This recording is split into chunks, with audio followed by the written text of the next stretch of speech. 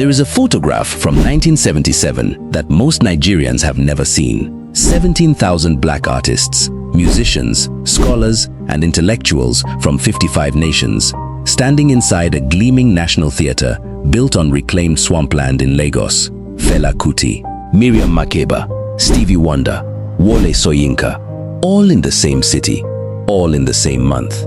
Nigeria had spent $400 million on one cultural festival, not because it was reckless, because it could, because in 1977, the Naira was worth more than the dollar, because Nigerian civil servants could buy brand new Peugeot 504s, assembled in Kaduna on a government salary, because workers from Ghana, Togo, and Senegal were coming to Nigeria looking for opportunity, not leaving it. And today, in June 2026, you need over 1,500 Naira to buy a single US dollar. The same currency, the same country.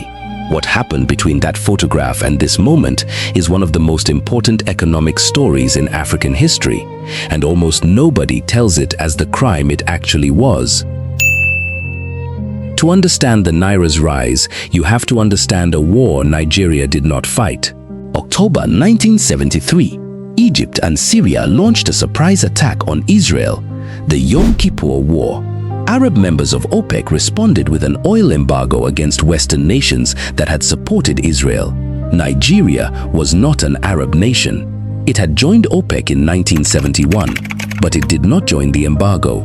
That decision made Nigeria accidentally essential. Western countries desperate for oil turned to the one major OPEC producer still selling. Nigerian crude, already prized for its low sulfur content, became the most sought-after commodity on earth. In September 1973, Nigeria was earning $160 million per month from oil exports. By May 1974, 8 months later, that number was $770 million, a 4.8-fold increase in 8 months. The Naira, which had launched in 1973 as a clean symbolic break from the British pound, strengthened year after year. By the late 1970s, it was trading at near parity with the US dollar, and at certain moments, stronger. Nigeria did not stumble into wealth, it was catapulted. What followed was not just economic growth, it was a transformation of national identity. Peugeot built an assembly plant in Kaduna. Within its first decade, it produced over 340,000 vehicles. The iconic Peugeot 504 became so synonymous with Nigerian roads that people simply called it the Nigerian car. Volkswagen assembled vehicles in Lagos.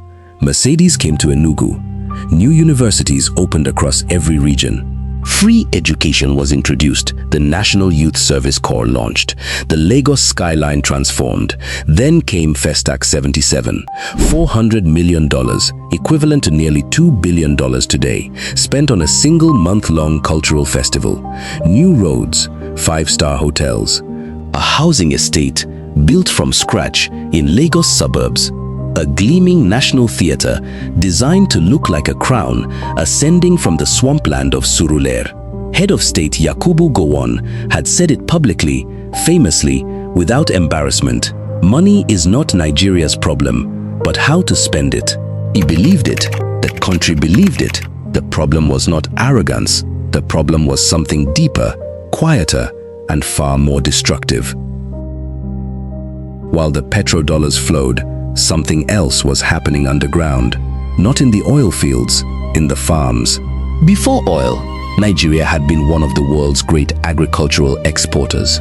Groundnuts from the north, cocoa from the southwest, palm oil from the southeast, rubber from the Midwest. Nigeria's marketing boards were global institutions.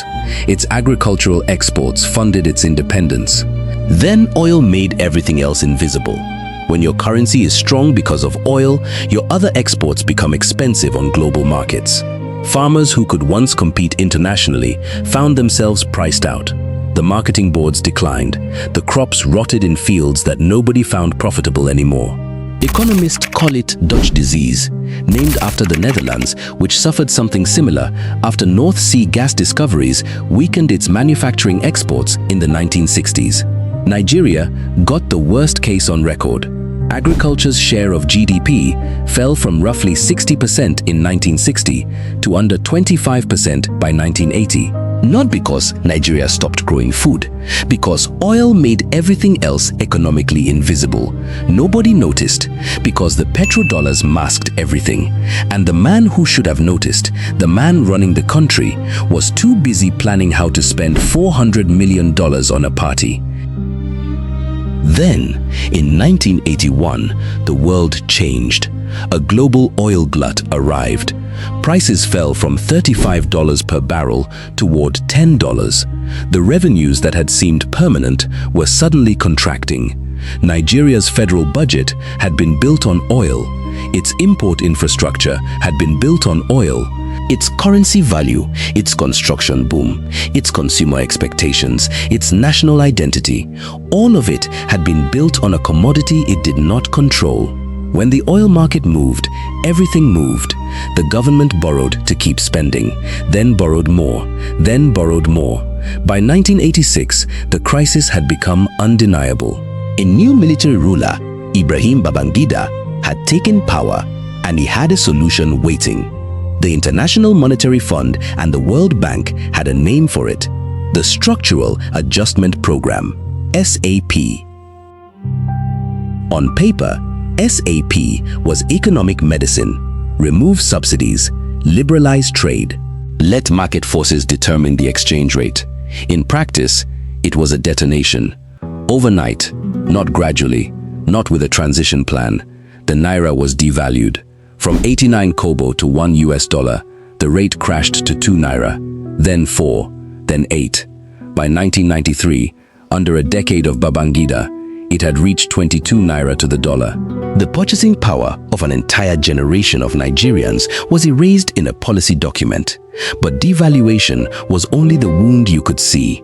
The import license system was the corruption engine underneath it. When dollars became scarce, the government allocated foreign exchange through import licenses. Only certain people could get them: politically connected businessmen, military officers, regime allies. A license to import was a license to print money, because you could buy dollars cheaply from the government and sell them expensively on the black market. The oil collapse had not just destroyed Nigeria's economy, it had given corrupt actors the perfect vacuum to fill, and they filled it with extraordinary efficiency. Where does Nigeria stand in June 2026? The Naira sits above 1,500 to the dollar. Inflation is running at 34%. Power failures cost the economy 5 to 7% of GDP every year, and a phenomenon Nigerians call japa, a Yoruba word meaning to flee, has become the defining feature of national life. The country that once attracted workers from across West Africa is now watching its own doctors, engineers, nurses, and teachers leave for the United Kingdom, Canada, and the United States in numbers that alarm economists and devastate hospitals. But here is what makes this story genuinely complicated. Nigeria is also simultaneously the largest economy in Africa. It has 4 technology unicorns. Lagos generates 30% of national GDP and is one of the most dynamic cities on earth.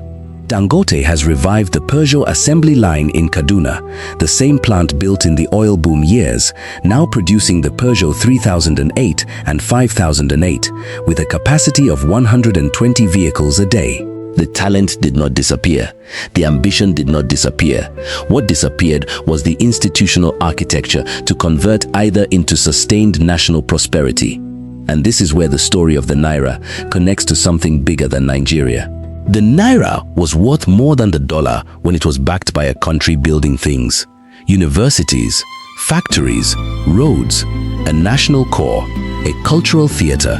Even the extravagance of Festac, wasteful as it was a statement that Nigeria believed in itself enough to spend. The Naira collapsed when the money stopped being used to build and started being used to maintain the lifestyles of the few people who controlled access to it. That is not an oil story. That is an accountability story. Nigeria's oil never ran out.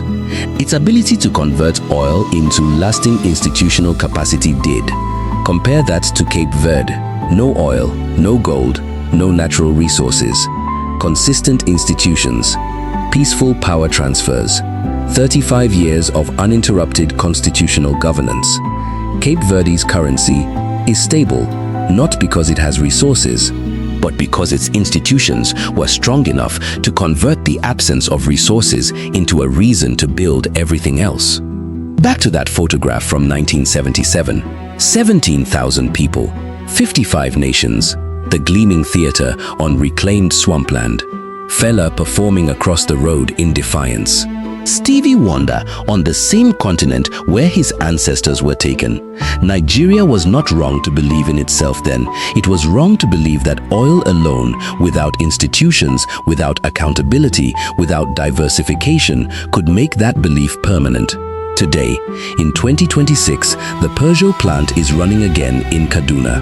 The Naira is at 1,500, and Nigeria is still deciding, exactly as it was in 1977, whether it wants to build something that lasts or spend what it has on something that will look magnificent for a month and then begin to crack. The answer to that question is still the only thing that matters.